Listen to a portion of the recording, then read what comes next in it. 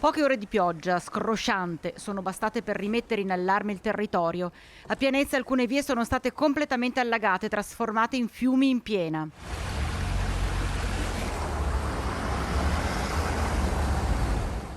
Stesso copione a Marostica, ma se nella parte di pianura l'allarme è rientrato in breve, con l'acqua che è fluita negli scoli liberando le strade, in collina le ulteriori piogge stanno pesando su un'area dove è massima la tensione frane.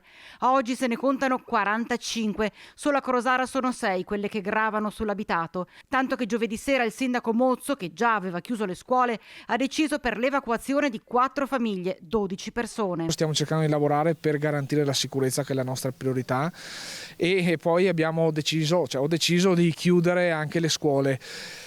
Una cosa che devo dire oggi si è dimostrata fondamentale, in quanto abbiamo avuto numerosi allagamenti nella zona di pianura.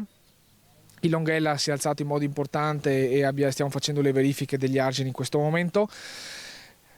Abbiamo dovuto chiudere anche perché il tombotto di scarico passa sotto la provinciale, quella alle mie spalle, è la strada provinciale che collega Marostica, di fatto il basso della pianura, all'altopiano di Asiago, una via prioritaria che ha un alto flusso di traffico. Abbiamo chiesto aiuto anche al comune di Lusiana Conco, che ha già predisposto anche in area di competenza tutte quelle che sono le segnaletiche opportune, proprio per cercare di creare il minor disagio possibile a residenti e anche persone che lavorano in altopiano che si devono spostare a valle. Attenzione massima, verifiche continue, ma la preoccupazione anche del primo cittadino è tanta vista l'entità di questi fenomeni che stanno attanagliando il territorio negli ultimi tempi. Faccio fatica a dire sotto controllo in questi giorni perché c'è sempre paura. Appena stiamo uscendo dall'emergenza se ne presentano di nuove, quindi non dico più sotto controllo in questo momento.